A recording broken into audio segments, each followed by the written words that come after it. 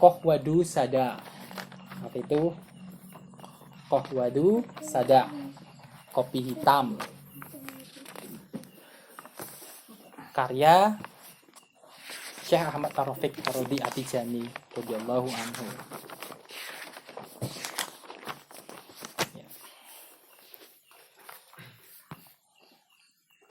Untuk hari ini dengan judul Al-Ghaflah.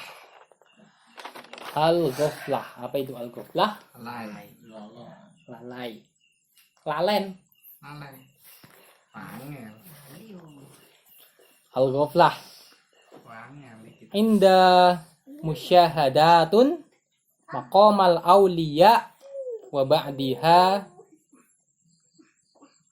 andahi la tarallahu fi kulli syai'an. Jadi al-ghaflah atau lalai, dikatakan lalai atau lalainya orang, itu disebutlah orang itu lalai ialah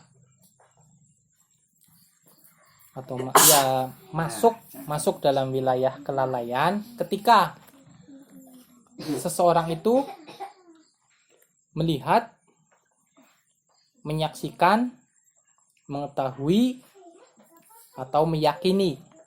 Inda musyahadatun, ketika melihat, menyaksikan, mengetahui dan meyakini bahwa dia melihat wali, maqamal aulia, atau dia itu misalnya mengetahui, oh orang itu wali, ya, orang itu wali, ya, orang itu adalah wali. Banyak kan zaman sekarang yang ngaku-ngaku ya, oh itu orang wali, itu Habib itu wali, Habib itu wali, orang itu wali. Ya, banyak orang yang ngomong kayak gitu. Berarti sama saja kalau dia itu meyakini, sama saja dia itu sudah meyakini kalau orang tersebut itu adalah seorang wali. Berarti dia sudah meyakini kewalian seseorang. Misalnya dia itu pergi ke majelis ini, dan dia yakin kalau itu adalah wali. Oh, Habib ini wali, kiai itu wali. Nah, setelah dia pulang dari majelis itu, dia pulang dari pengajian itu, pulang ke rumah, maksudnya pulang ke rumah atau ke kos-kosan atau kontrakan atau apa, dia pulang. Lalu setelah dia pulang, dia tidak menyaksikan Allah, dalam segala hal atau dalam segala sesuatu, maka Allah memandang itu adalah kelalaian kepada Allah.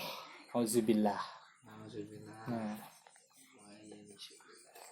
jadi kalau orang sudah meyakini, sudah menyaksikan, sudah mengetahui, sudah meyakini kalau itu adalah seorang wali, terus setelah dia yakin, terus dia pulang ke rumah atau pulang kemana, terus setelah dia pulang atau setelah dia berpaling, maksudnya setelah dia pergi dari wali itu,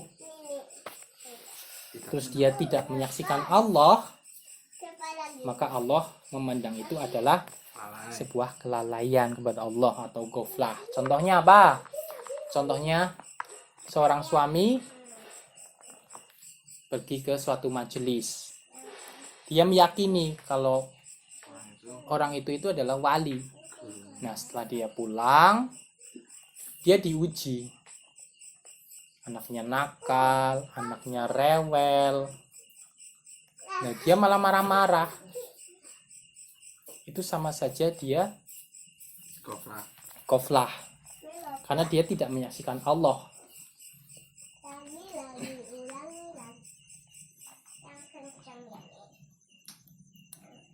Dia tidak sabaran karena anaknya rewel, anaknya minta ini itu, dia rewel, dia marah-marah, dia tidak sabar. Itu sama saja dia tidak menyaksikan Allah.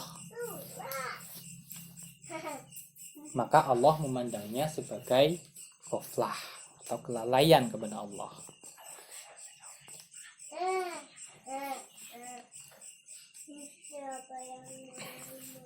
Kenapa? Karena dengan dia marah-marah, dia tidak sabaran, itu berarti itu dia tidak punya rahmat, tidak punya rahmat. Bahkan dia tidak bisa melihat sesuatu yang baik pada sesuatu hal yang buruk. Karena melihat rahmat Allah kepada segala sesuatu itu sama halnya dengan melihat Allah di dalam segala hal. Nah,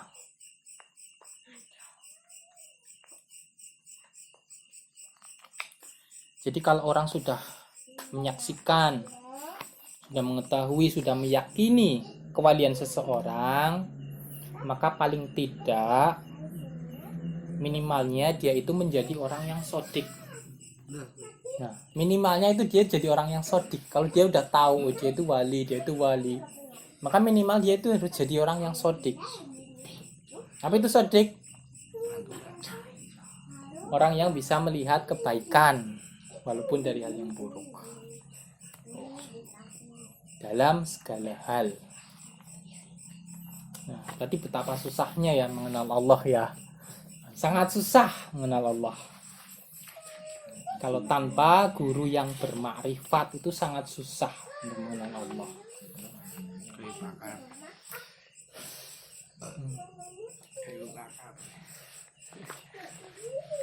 Maha suci Allah atas segala pujian dari setiap hambanya, dan segala puji bagi Allah dari setiap ibadah yang dilakukan oleh hambanya.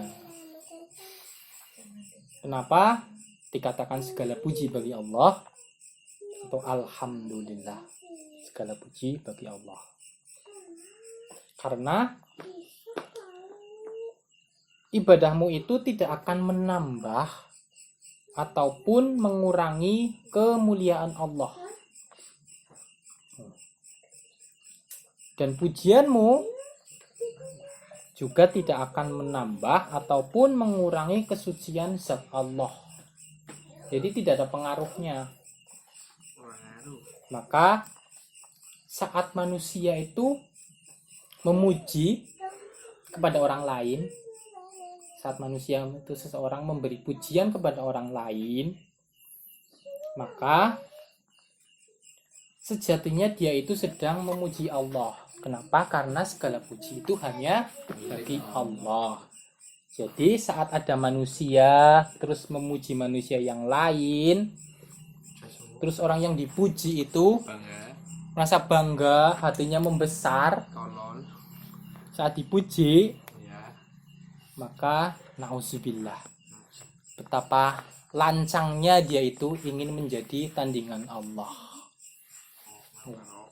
Segala puji itu hanya bagi Allah. Jadi kalau ada orang yang dipuji terus dia merasa bangga, berarti dia itu merasa jadi tandingan Allah. Na'udzubillah. La haula wala quwwata illa billah.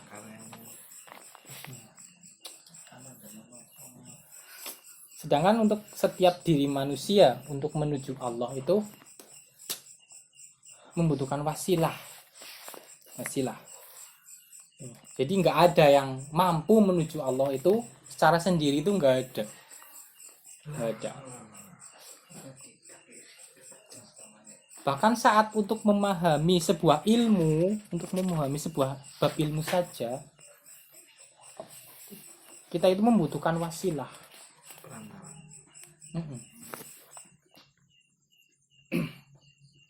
Jika ya wasilahnya itu ya seorang guru. Nah, kalau kita misalnya belajar untuk memahami ilmu tanpa guru, berarti gurunya itu setan. Berarti itu juga bukti bahwa setan itu juga bisa jadi wasilah. Tapi wasilah yang bagaimana kalau wasilahnya setan?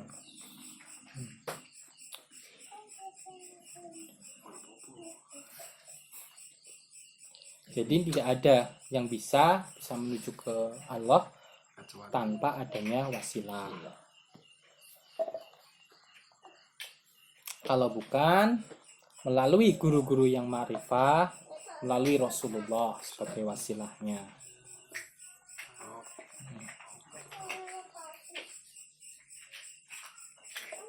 Jadi bisikan setan dan hawa nafsu ini juga wasilah, tapi wasilah menuju ke dalam neraka. Allah yang mana lah ya. Kalau mau menuju ke Allah yang lewat orang-orang soleh sampai ke Rasulullah, itu makanya kalau mau menuju ke Allah itu lewatnya yaitu lewat guru-guru yang ma'rifah, lewat Rasulullah, baru kita bisa menuju ke Allah. Makanya makom kemuliaan Rasulullah itu adalah wasilah wal fadilah. Seperti dalam doa sesudah azan. Ada yang hafal? Ya. Allahumma rabba hadihi da'watik tammah wassalatil qa'imah ati sayyidana Muhammadanil wasilata wal fadilah. Seterusnya. Dan seterusnya ya, seperti itu. Jadi makom kemuliaan Rasulullah itu wasilah wal fadilah. Makanya setiap manusia untuk menuju Allah itu membutuhkan wasilah. Dengan wasilah itu dia akan dianugerahi fadilah. Sebab wasilah dan fadilah adalah kursi baginda Nabi Muhammad sallallahu alaihi wasallam.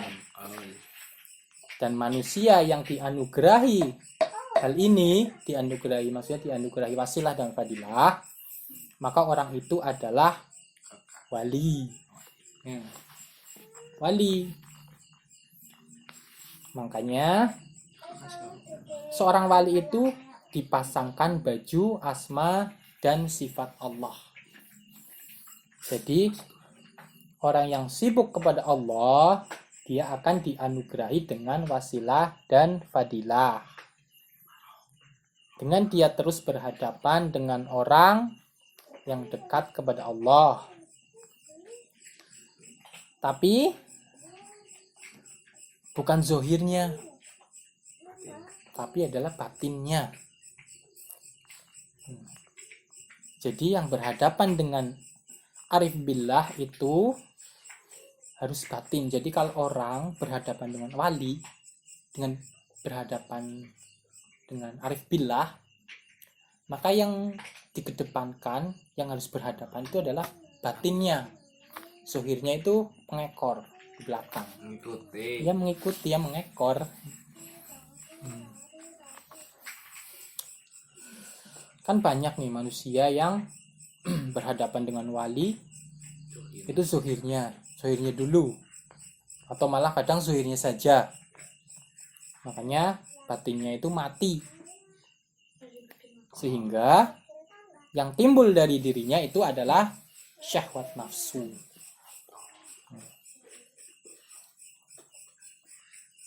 Kalau seperti itu, maka dia itu seleranya itu selera awam. Berkah yang dia dapat juga berkah awam. Nggak jauh dari yang namanya harta, nggak jauh dari yang namanya jodoh, nggak jauh dari yang namanya rizki. Itu selera awam.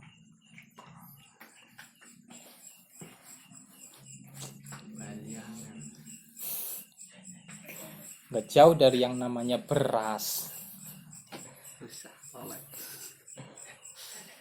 Jadi berkah yang dia dapat adalah berkah yang derajatnya itu derajat awam. Karena saat berhadapan dengan seorang wali, dengan arif billah itu, yang dia hadapan itu zohirnya, bukan batinnya.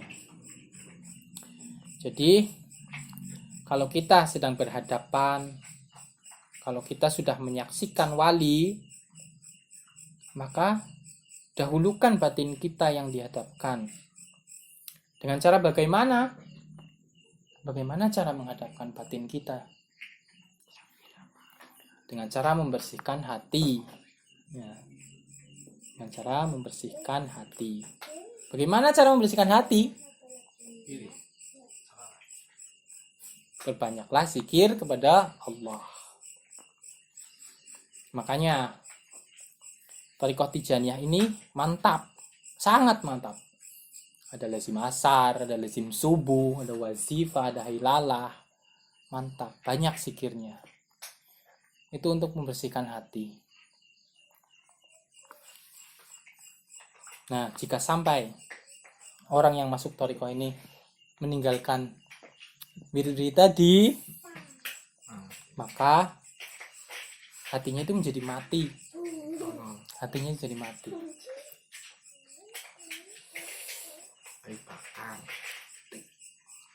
Ya. Kalau kalian bisa mendahulukan batin saat menyaksikan wali, saat menyaksikan arif billah, maka roh kita itu akan hidup. Roh kita itu akan hidup dan berjalan menuju kehadirat Allah. Itu baru berjalan. Itu baru berjalan. Belum sampai, itu baru berjalan. Orang baru menyaksikan wali dengan batinnya baru berjalan, belum sampai ke sana. Tapi itu bagus karena batinnya dulu. Itu berjalan. Nah, maka dia akan dianugerahi wasilah dan fadilah. Maka orang yang seperti itu juga wali. Orang yang berhadapan dengan wali, mendahulukan batinnya, ruhnya hidup, maka orang itu juga wali. Sama, orang itu wali. Seperti ungkapan para sufi, yaitu jika engkau mengakui gurumu atau seorang syekh yaitu wali kutub,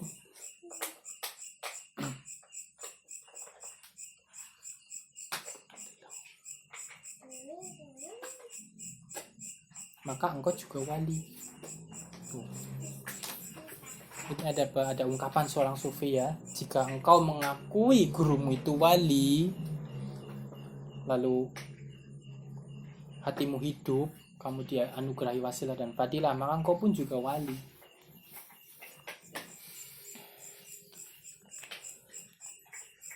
Ada juga ungkapan wala ya'rifu wali ila wali.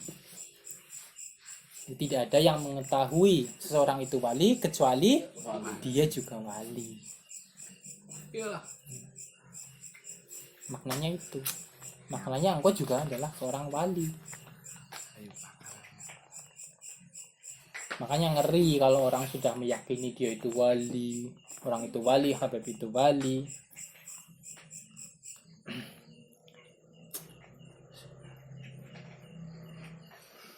Terus dia tidak menyaksikan Allah dalam segala hal, maka ngeri.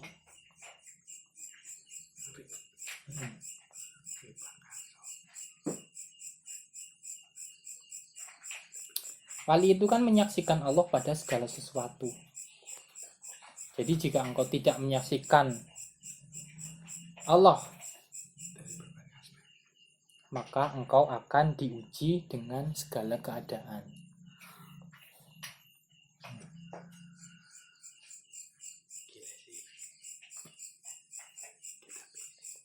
Makanya jika engkau menyaksikan wali tapi tidak bisa melihat kebaikan dalam segala hal, tidak bisa melihat rahmat dalam segala hal, maka penyaksianmu itu adalah dusta. Dusta. Dan ini adalah suatu bentuk ghaflah, lalai kepada Allah.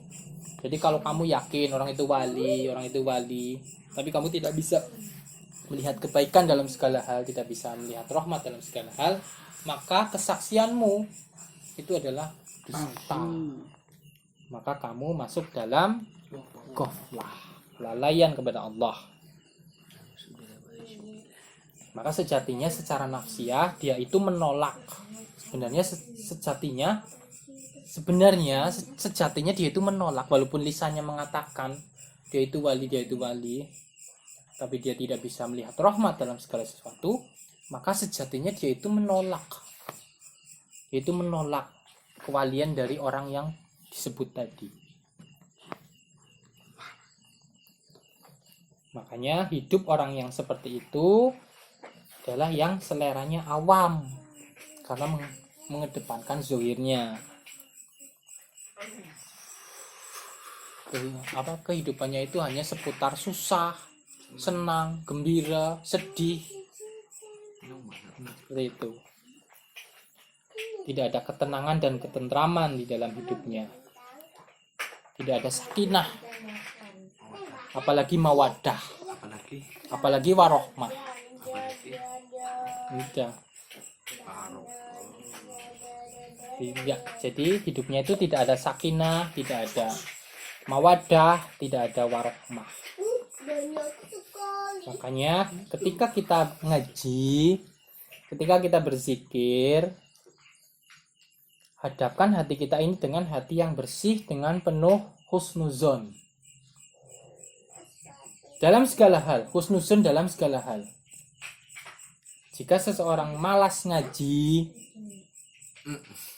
malas berzikir, malas wirid, sebabnya apa? Sebab dia itu suuzon kepada Allah.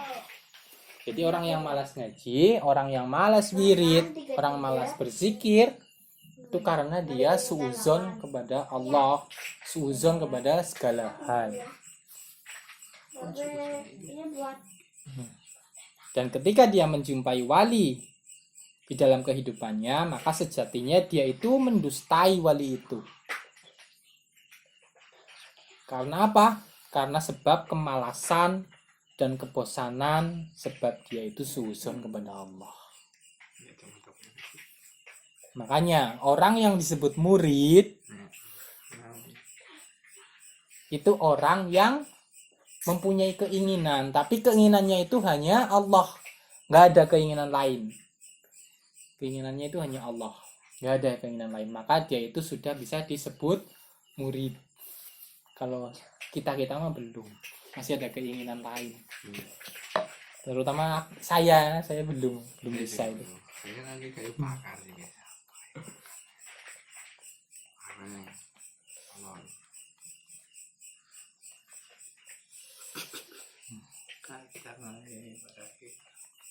Jadi orang yang disebut murid itu orang yang keinginannya itu hanya Allah. Hatinya bersih, penuh dengan rahmat dan husnuzon. Husnuzon kepada segala hal. Jadi apa sih wali itu? Jadi simpelnya itu begini, wali itu adalah ulama. Ini seperti ungkapan dari guru kita Syekh Nur Ali Ahmad Barkitoha. Masih kenal kan? Masih. Itu ada ungkapan kalau wali itu adalah ulama, orang alim yang menonjol ibadahnya. Kalau wali itu ulama yang menonjol ibadahnya. Nah, kalau ulama itu adalah wali yang menonjol keilmuannya. Itu ulama. Ulama itu kan juga wali, tapi yang menonjol itu ilmunya. Nah, kalau wali itu ulama, tapi yang menonjol itu ibadahnya. Ibadah batin terutama. Nah, kalau Syekh Ahmad Tijani mengatakan wali itu, kalau kamu ingin mengetahui seorang wali, maka kuliti dulu orang itu. Kuliti. Iya, dikuliti, dikelotok. Nah. Maksudnya apa? Jadi maksudnya itu kamu lihat kehidupan orang itu. Bagaimana saat dia menghadapi ujian, bagaimana saat dia menghadapi nikmat. Apakah dia bersama Allah atau tidak? saat dia menghadapi ujian. Terus saat dia menghadapi nikmat, apakah dia bersama Allah atau tidak? Sama benda ya. Apakah dia mengeluarkan sifat sabar dan syukurnya seperti apa? Lah ya nyono banget namanya tapi emosian bro. Maka dilihat dari situlah kewalian seseorang. Semua tuh wali. Dilihat dari situ. Tamsilnya itu seperti menguliti seekor kambing. Jika sudah menguliti semuanya, maka kamu akan menemukan jantungnya. Itu tamsilnya. Seperti menguliti seekor kambing, kuliti, dikelotok, diseset dagingnya, oh jantungnya ketemu. Maksudnya seperti itu. Dilihat kehidupannya. Bagaimana kehidupannya saat menghadapi ujian dan nikmat. Apakah dia bersama Allah, apakah dia bersabar dan bersyukurnya itu bagaimana?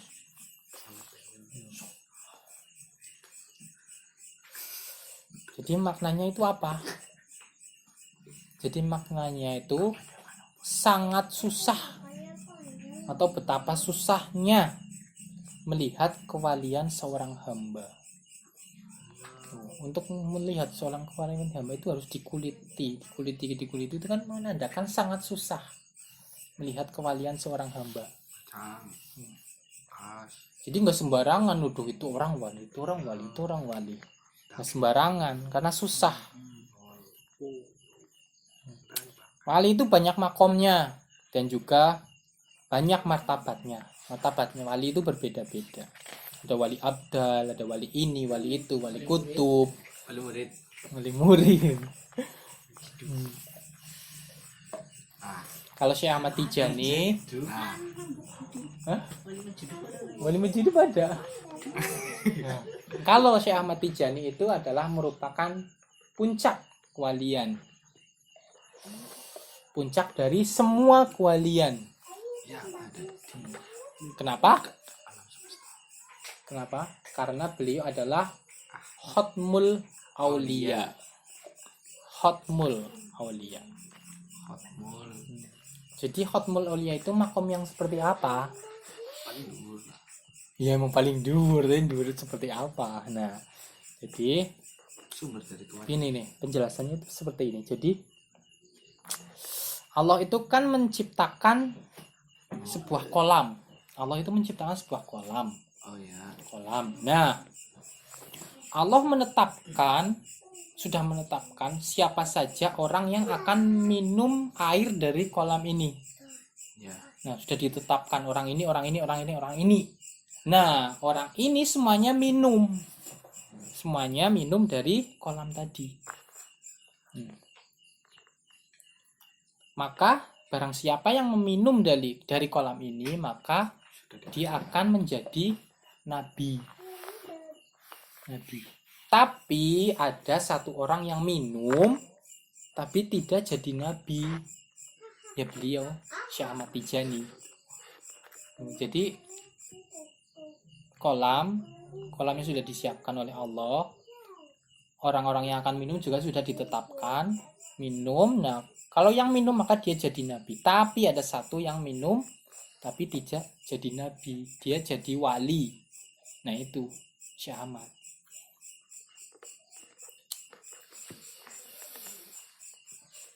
Makanya dia menjadi Khatmul Aulia.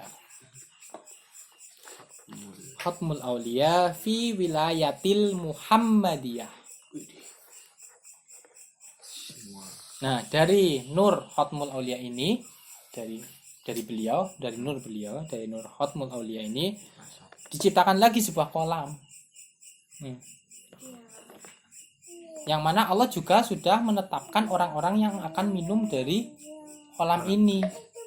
Kolam diminum jadi nabi kecuali satu yang jadi Khatmul Aulia. Nah, dari Nur Khatmul Aulia ini diciptakan lagi kolam. Sudah juga ditetapkan siapa saja yang akan minum. Nah, siapa yang akan minum dari kolam yang ini, maka dia akan jadi wali. Kalau yang sebelumnya itu kolamnya itu kolam Nur Muhammadi, maka Kalau kolam yang ini adalah kolam Nur Ahmadi. Kolam Nur Ahmadi karena diciptakan dari Khatmul Aulia Syekh Ahmad Tijani. Kalau yang Nur Muhammadi itu diciptakan dari Nur Muhammadi sallallahu alaihi wasallam. Dalam kitab Jawahirul Ma'ani, Syekh Ahmad berkata,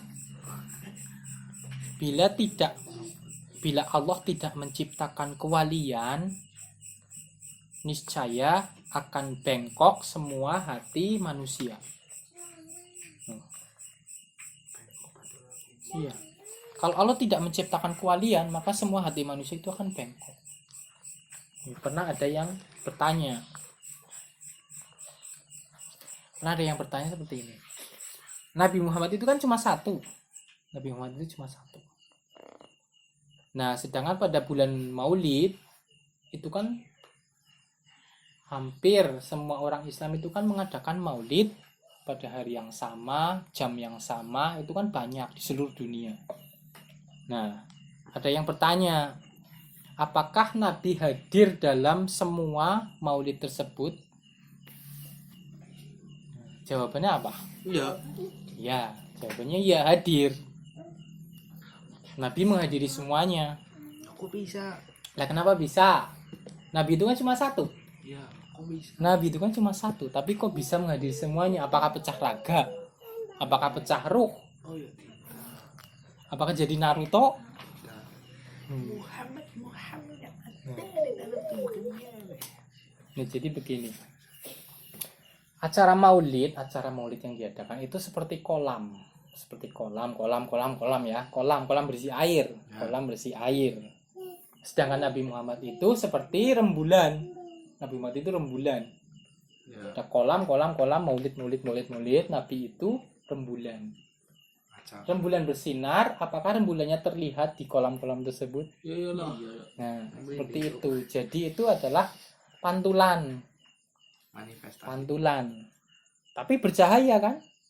Bercahaya. Barang yang memantulkan itu kan bercahaya. Contohnya cermin, memantulkan cahaya. Keluar cahayanya enggak? Nah, keluar. Seperti itu. Nabi itu hadir dalam semua acara maulid tersebut. Tapi itu pantulan. Tapi bercahaya. Pantulannya bercahaya.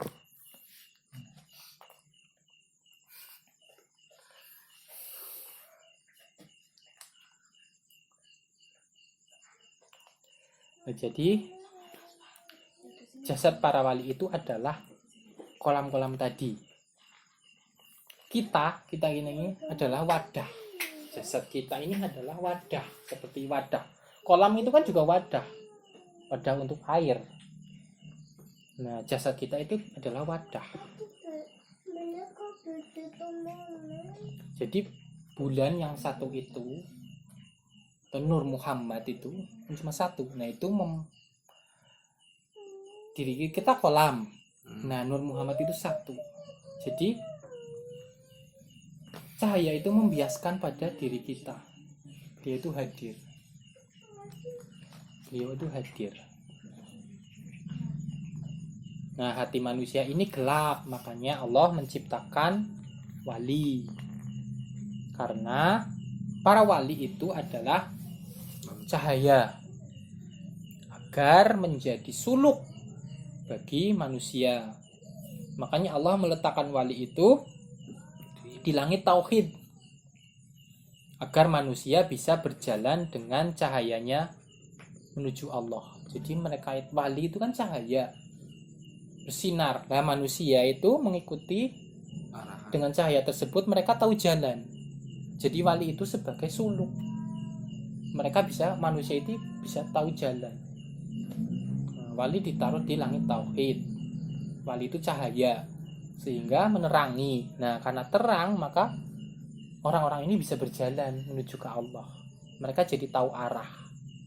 Nah, kalau nggak ada wali, gelap, maka manusia akan amburadul, entah kemana, bengkok kan hatinya, entah kemana, nggak ada terarah. Seperti itu.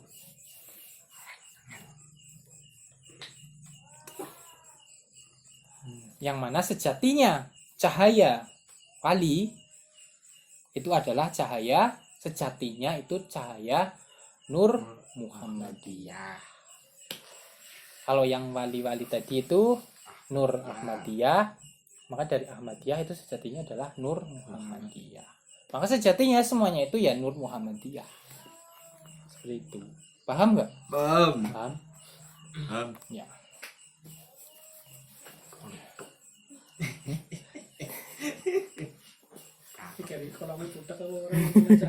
Nah itu kolamnya butek apa enggak? Panas, butek apa? Kalau kolamnya butek, kolamnya gelap, ya nggak bisa mantulin cahaya. Kolamnya sial. Butek kolamnya. Lain kata. Maka wajib. Maka wajib ini, maka wajib Lol. wajib bagi orang yang sudah menyaksikan kewalian seseorang, maka dia harus pasrah meletakkan zuhir dan batinnya. Kalau orang sudah meyakini dia itu wali, sudah meyakini guru kita itu wali, Iya. maka dia harus memasrahkan zuhir batinnya. Pasrah. Totalitas lah ya. Kalau ditamsilkan itu mau disembelih, mau dipotong-potong, ya monggo. Tapi kan nggak mungkin guru kita nyembelih kita, nggak mungkin. Jadi dia harus pasrah meletakkan zuhir batinnya kepada wali tadi atau kepada guru-guru kita yang kita yakini dia itu wali. Itu dengan cara berkhidmat. Berkhidmat kemarin sudah ya, untuk minggu kemarin udah ya berkhidmat ya. Berkhidmat dalam suluk dan tarbiyah dalam menuju Allah. Berkhidmat ini ya maksudnya pasrah, serah. Pasrah, serah. Kalau tidak demikian, maka dia itu termasuk golongan yang lalai, termasuk orang-orang yang lalai, goflah terhadap Allah. Nah, kita itu tidak bisa menolak. Kita itu nggak bisa menolak untuk tidak menjumpai wali. Kita itu pasti bertemu dengan wali. Pasti berjumpa dengan wali.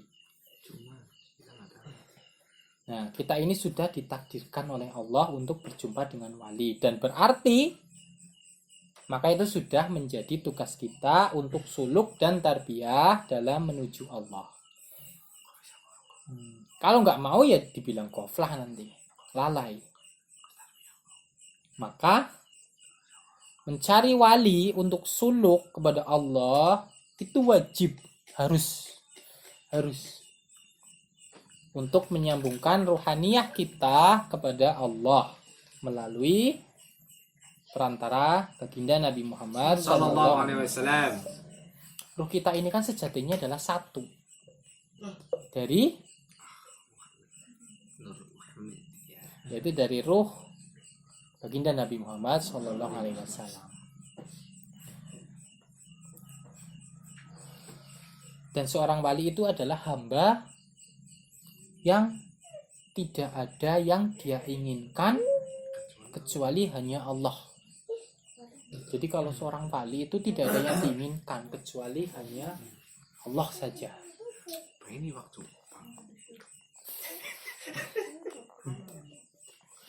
Apapun yang ia hadapi, maka ia hadapi dengan Allah. Tidak ada yang ia saksikan kecuali Allah. Sehingga di dalam dirinya penuh dengan rahmat Allah.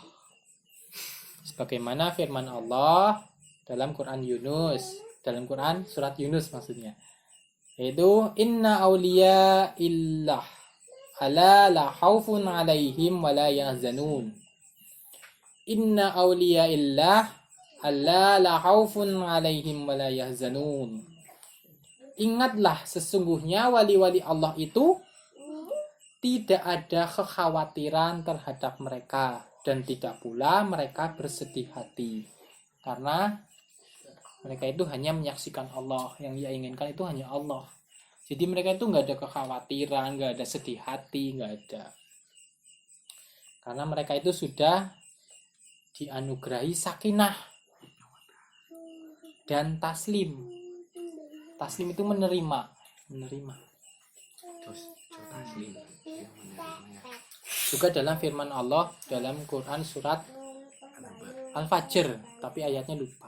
Al-Fajr, yaitu ya ayyuhan nafsul mutmainnah irji'i ila rabbika radiyatan mardiyah. Irji'i ila rabbika radiyatan mardiyah. Nih, ini yang ditekankan. Irji'i ila rabbika radiyatan mardiyah. Kembalilah kamu dalam keadaan meridhoi dan diridhoi. Kalau kamu menerima, maka kamu akan diridhoi. Kamu menerima, maka akan diterima. Kamu meridhoi, maka akan diridhoi. Kalau itu kalau kita ridho ya. Iya. Kita itu harus ridho dulu. Kita harus menerima dulu, maka Allah akan ridho. Allah akan menerima. Taslim. Taslim, bukan Jo Taslim. Kebanyakan manusia itu kan menerima tapi sesuai hawa nafsunya. Iya. Sesuai hawa nafsunya. Sebenarnya enak. Sesuai syahwat mereka. Iya. Hmm. Angel. Makanya kita itu perlu duduk di majelis ilmu, majelis zikir. Makanya kita perlu berzikir,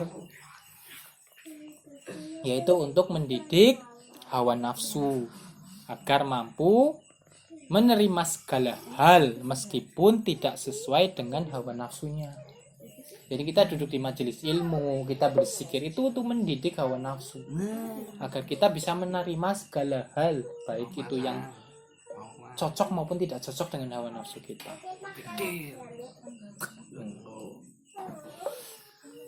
Untuk mendidik agar nafsunya itu bisa bersabar. Karena Allah itu lebih dekat dengan hambanya ketika dia bersabar. Innallaha ma'as sabirin. Innalahum. Kenapa bukan innallaha ma'as syukur, ma'as syakirin? Iya lah tadi lah. Kenapa bukan syukur tapi sabar? Iya kan kudu sabar di situ syukur. Jadi kalau syukur biasa itu syukur orang awam itu sejatinya itu Belum sabar. masih sesuai hawa nafsu. Syukurnya itu masih sesuai hawa nafsu. Masih ada takaran. Ini dapat Diri kita masih ada. dapat bonus gini, alhamdulillah bersyukur. Nggak dapat bonus, aduh. Syukurnya itu masih syukur sesuai hawa nafsu. Iya.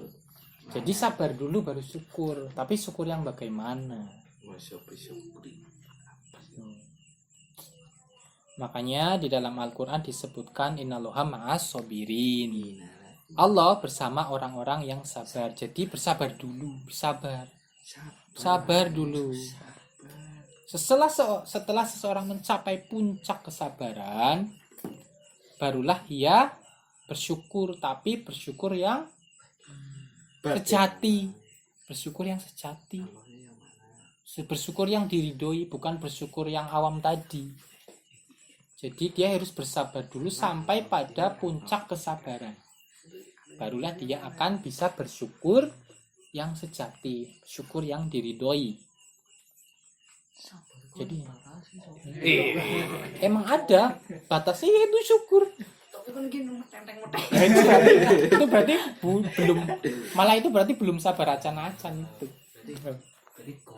Iya, kalau tatang-tatang itu berarti belum sabar acan-acan itu.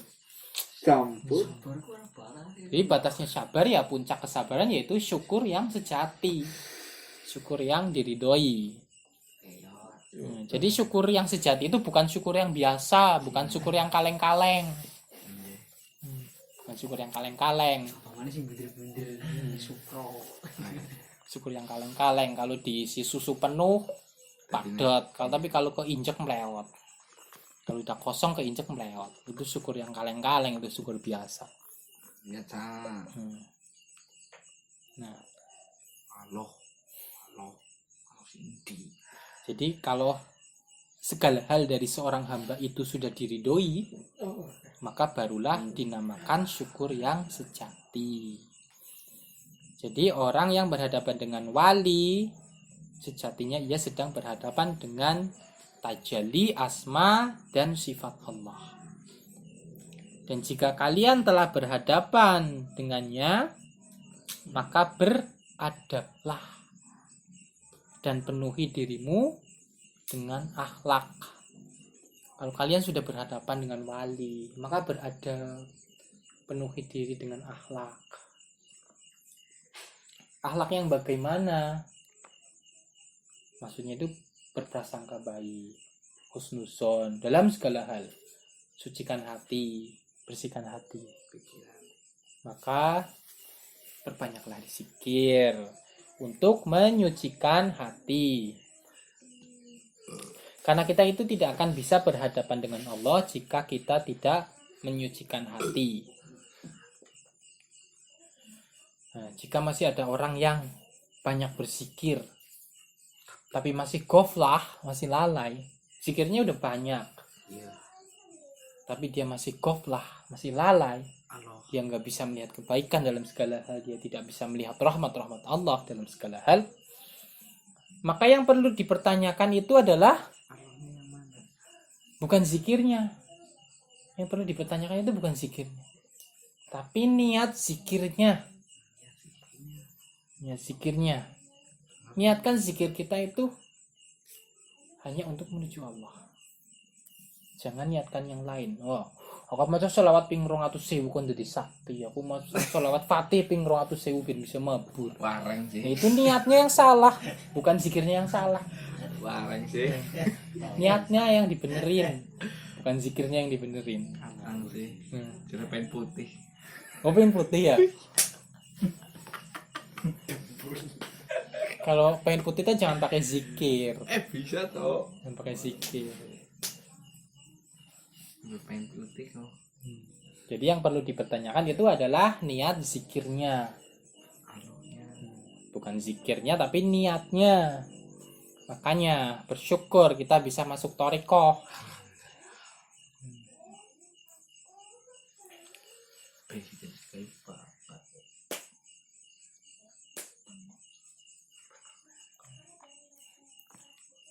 Bila orang yang ghaflah atau lalai, maka dia itu sebenarnya itu berjalan dengan hawa nafsunya.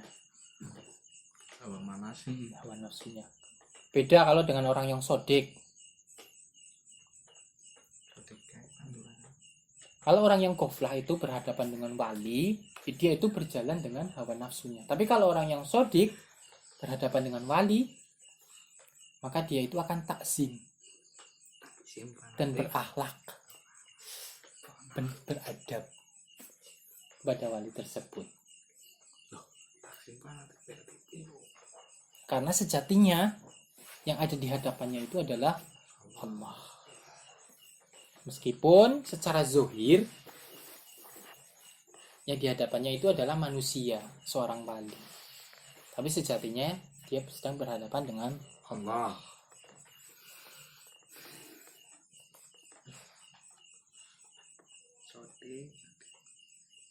Ta'zim itu apa? Ta'zim itu ya tadi memasrahkan zohir dan batin. Memasrahkan zohir dan batinnya kepada gurunya. Kalau dia meyakini gurunya itu seorang wali.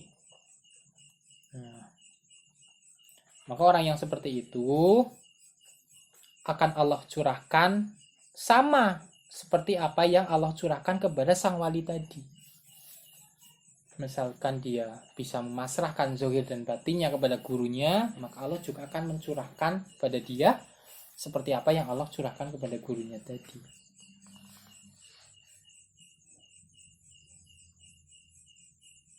Tapi yang Allah curahkan walaupun sama seperti yang Allah curahkan kepada wali tadi, tapi martabatnya berbeda.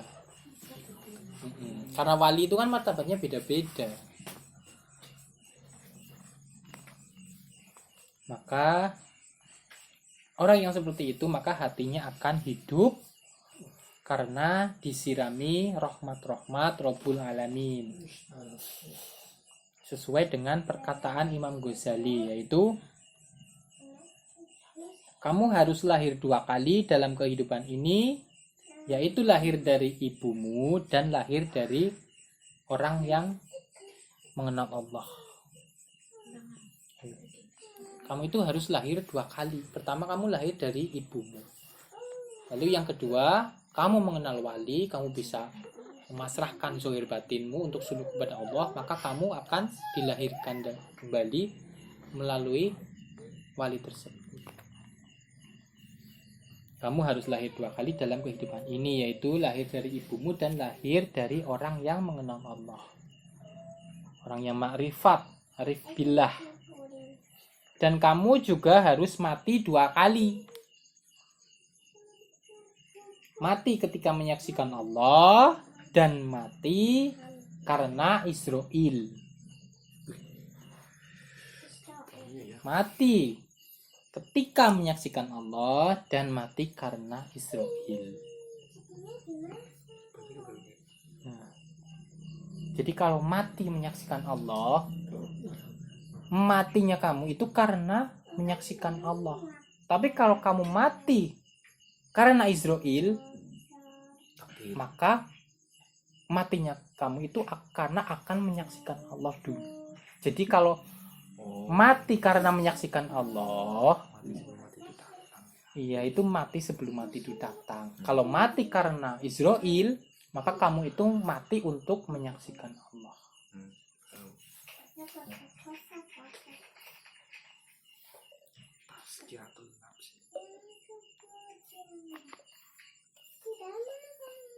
Di dalam kitab Ihya Ulumuddin karya Imam Ghazali berkata, matilah kamu sebelum mati itu tiba. Dalam kitab Ihya Ulumuddin, matilah kamu sebelum mati itu tiba. Pernah Syekh Ahmad Tijani itu ditanya, di mana kami bisa menemukan kekasih Allah yang memiliki rahasia-rahasia ketuhanan? Di mana bisa menemui wali? Di mana bisa menemukan kekasih-kekasih Allah yang memiliki rahasia-rahasia ketuhanan? Maka di dalam kitab Jawahirul Ma'ani, Syekh Ahmad Tijani menjawab, sesungguhnya para syekh atau guru yang kriterianya itu sepertinya sangat banyak, dan kebanyakan mereka bertempat di kota-kota besar. Wali. Jadi seorang wali itu kebanyakan berada di kota-kota besar. Tetapi untuk mengetahuinya dan sampai kepadanya itu sangat sulit. Bahkan lebih sulit daripada mencari belerang merah. Itu dalam kitab Jawahirul Ma'ani. Ya, belerang sing tambah gatel-gatel sing anane nang kawah. Ke belerang. Rata-rata belerang itu kan warnanya hijau muda. Nah, kadang dari sekian berapa ton belerang yang sudah jadi, yang sudah pernah muncul itu bisa ada belerang yang berwarna merah. Nah, sulitnya mencari wali itu melebihi sulitnya ini, mencari belerang merah. Lebih sulit dari itu. Walaupun mereka itu kebanyakan berada di kota-kota besar. Kenapa?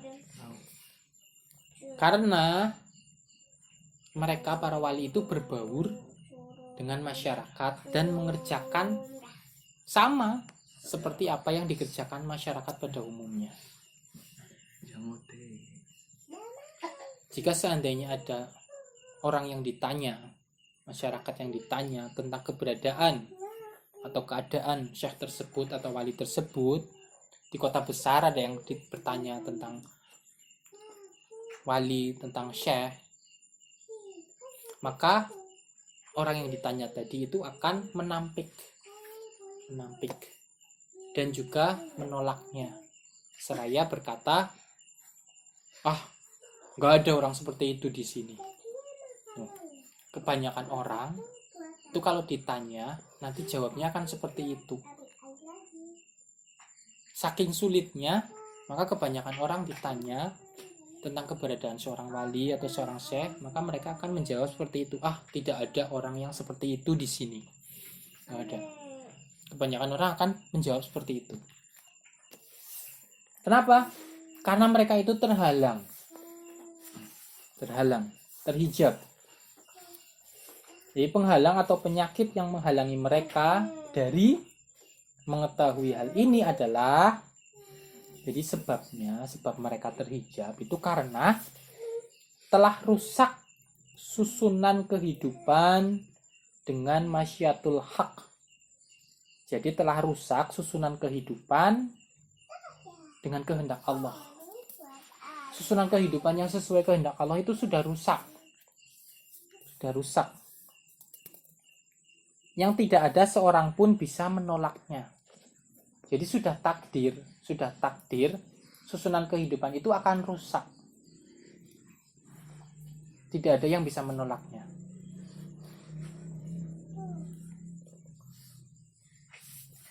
Jadi tidak ada pada setiap anak Adam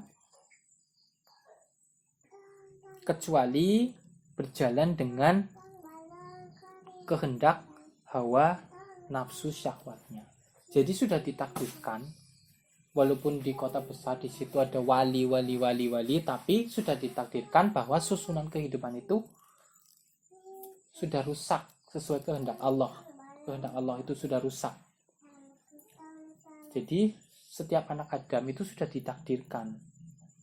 Mereka yang di sana itu akan berjalan sesuai dengan syahwat nafsunya.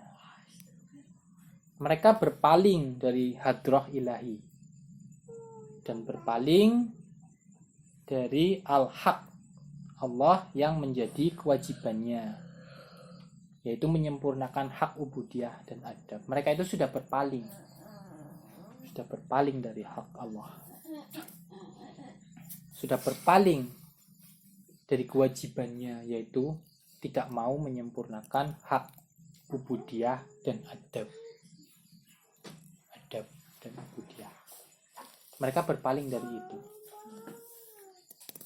Maka dengan kutipan ini sungguh sulit melihat kewalian seseorang kecuali bagi dia yang memiliki hati yang bersih. Sulit kecuali bagi orang yang memiliki hati yang bersih. Bagi orang yang hatinya tidak bersih, maka penyaksiannya itu ya tadi dusta.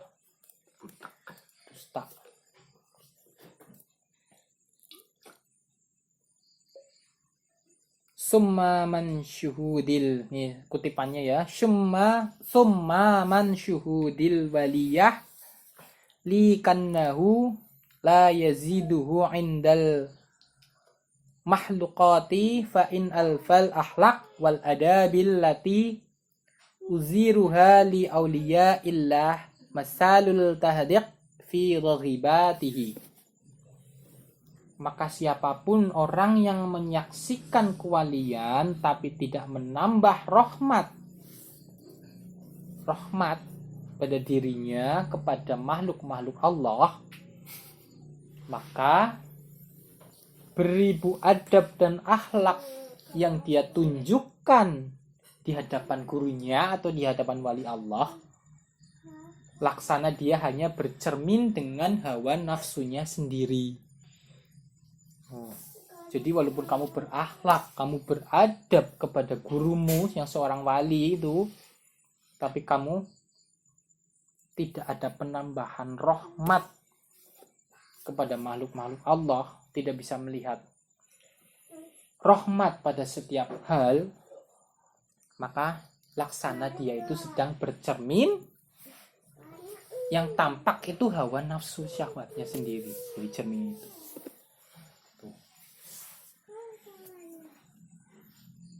Maka dengan ini betapa banyak manusia yang mendatangi wali Allah hanya sebab karena syahwat nafsunya, karena selera awamnya, karena selera yang kaleng-kaleng. Hanya untuk mengharapkan berkah duniawi saja dan memperbesar syahwat nafsunya saja. Jadi banyak orang yang menemui wali itu hanya untuk memperbesar syahwat nafsunya saja. Jadi mereka tidak mendapatkan Allah. Makanya Syekh Ahmad Tijani melarang berziarah kepada wali-wali selain dari Tijani. Karena beliau itu sudah tahu. Beliau udah tahu kalau orang menuju wali ya yang cari berkah dunia. Makanya Syekh Ahmad Tijani itu melarang kecuali kepada wali-wali yang dari Tijani. Nah, beliau udah tahu tuh. Maksudnya beliau melarang ziarah wali tapi ya. Ziarah wali walaupun wali yang masih hidup ataupun wali yang sudah meninggal. Karena seperti itu, kalau bukan yang wali dari Tijani, mereka itu ziarah untuk mengharapkan berkah dunia saja. Syekh Ahmad udah tahu. Kaleng. Kaleng. Sate. Jadi larangan tersebut itu, larangan dari Syekh Ahmad itu suatu bentuk tarbiyah. Suatu bentuk tarbiyah untuk mendidik hati. Untuk mendidik hati para murid-muridnya. Karena beliau itu tahu kalau karomah-karomah kewalian itu kebanyakan tidak mendidik orang untuk menuju Allah.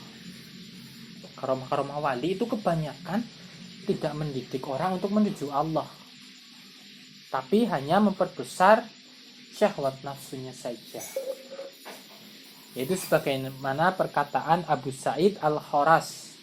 Abu Sa'id Al-Kharas berkata, Abu Sa'id Al-Kharas berkata, orang-orang arifin itu mempunyai perbendaharaan yang tersimpan di dalamnya ilmu-ilmu aneh dan berita-berita ajaib.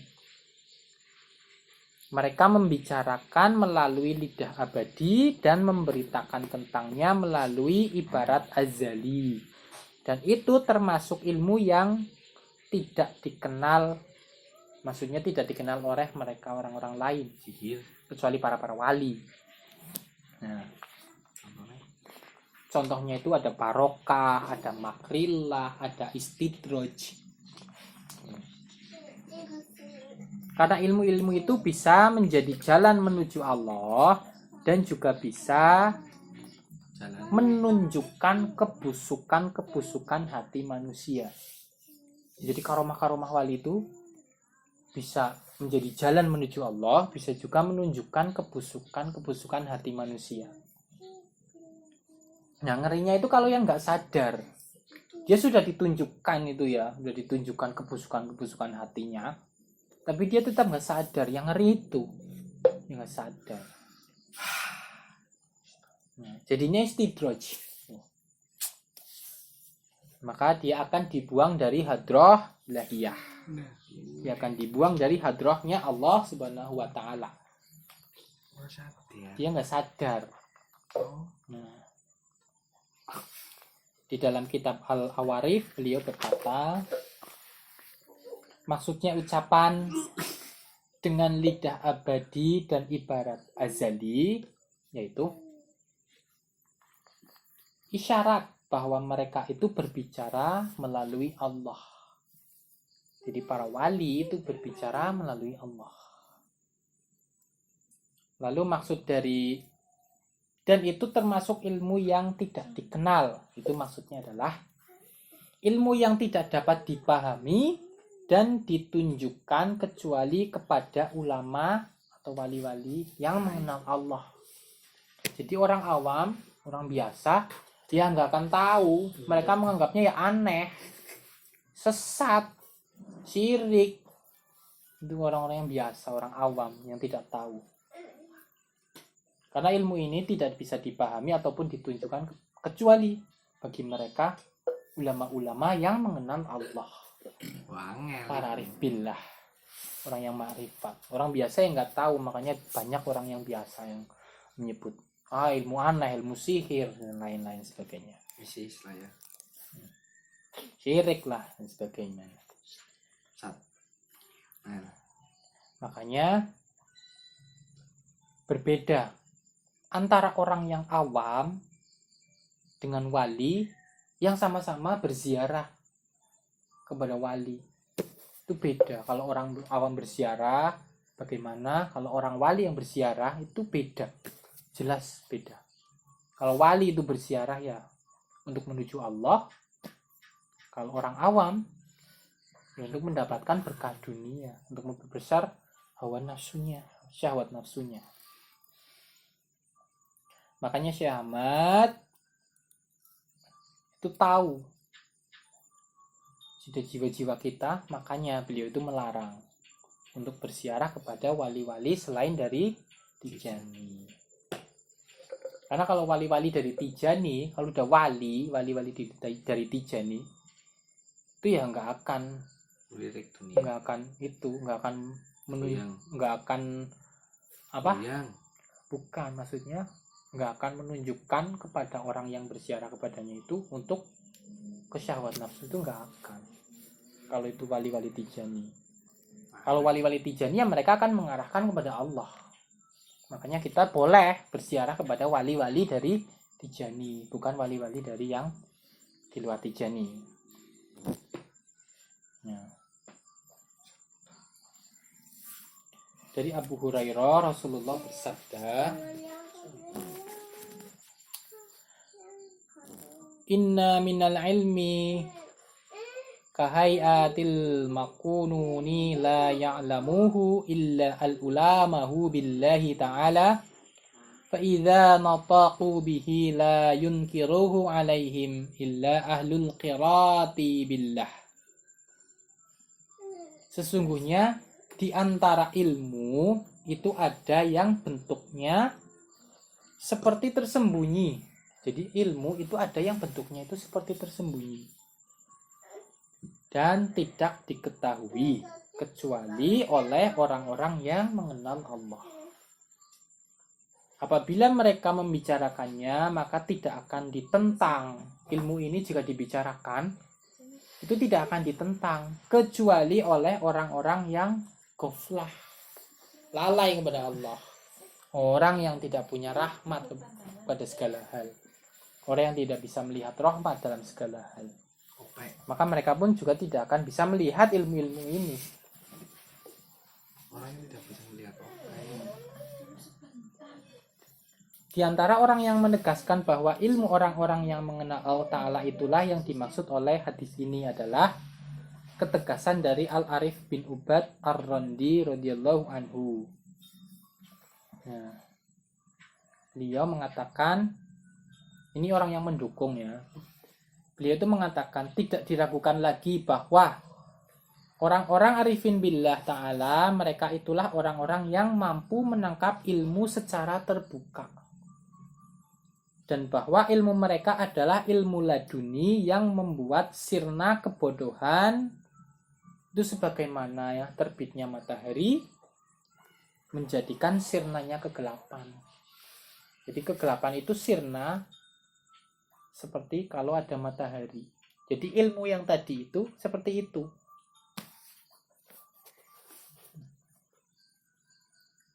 Itulah ilmu sejati yang tidak mengandung kerusakan sama sekali.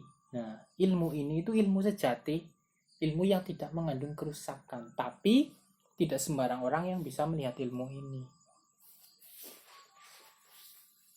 Yang tadi dijelaskan di atas. Karena itu bukan berasal dari metode akal pikiran. Nah, ilmu ini itu bukan berasal dari metode akal pikiran. Bukan.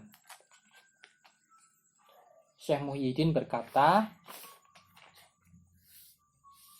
ilmu-ilmu kami dan ilmu-ilmu para sahabat kami bukanlah berasal dari metode berpikir, tapi hanyalah ia berasal dari limpahan ilahi. Nah, jadi ilmu ini itu bukan berasal dari metode pikir, tapi berasal dari limpahan ilahi. Itu karena ilmu logika itu bisa berbaur padanya yang rusak dan yang sehat. Jadi ilmu logika itu bisa tercampur dengan hal yang rusak ataupun hal yang sehat. Itu kalau ilmu logika. Kalau ilmu ini, ilmu yang berasal dari limpahan ilahi, itu tidak. Nah. Itu karena ilmu logika bisa berbaur padanya yang rusak dan yang sehat. Dengan begitu ilmu itu meragu-ragukan. Nah, jadi kalau ilmu logika itu masih meragukan. Ilmu yang berasal dari metode pikir itu masih meragukan karena bisa berbaur dengan yang rusak dan yang sehat. Jadi tidak dapat diyakini melalui apa-apa yang dinyatakan. Nah, Syekh Muhyiddin juga berkata, yang saya maksud dengan sahabat-sahabat saya tadi itu kan berkata, ilmu-ilmu kami dan ilmu para sahabat kami. Nah, yang dimaksud dengan sahabat-sahabat kami adalah orang yang permata hati dan yang dapat bermusyahadah. Bukan para hamba dan para zahid. Dan juga bukan sebatas orang-orang tasawuf. Tapi orang tasawuf biasa maksudnya. Kecuali hanya dari kalangan para muhakkik saja. Muhakkik apa? Muhakkik. Oleh karena itu, maka tentang ilmu nubuat dan kewalian disebut bahwa ilmu itu berada di balik jangkauan logika. Jadi ilmu-ilmu nubuah itu tidak dapat dijangkau oleh logika, berada di luar jangkauan. Akal pikiran tidak dapat menembusnya, tapi bisa menerima. Tapi itu dapat diterima selama ia sehat dan tidak mengandung kekaburan ilusi atau khayal, angan-angan yang di situ mengakibatkan kerusakan pandangan. Dengan begitu, maka sebutan faqih akan lebih layak ditunjukkan kepada kelompok ini dibanding mereka yang lain. Sebab mereka itulah orang-orang yang mengajak ke jalan Allah. Oh, berarti faqih itu benar-benar derajatnya ngeri, faqih. Orang-orang yang mengajak ke jalan Allah atas dasar bukti-bukti yang nyata. Ini dalam Buhyatul Mustafid. Maka sehingga setiap hamba saat berhadapan dengan seorang wali, kiranya berharap untuk mendekatkan diri kepada Allah. Nah, tujuannya itu untuk mendekatkan diri kepada Allah. Tentu saja dengan hati yang bersih, hati yang suci, penuh husnuzon, penuh akhlak, penuh adab, ta'zim, taslim. Dengan cara seperti itu. Ya, alhamdulillah untuk pembahasan dari kitab Qohwadu Sada berjudul Qoflah sampai di sini dulu.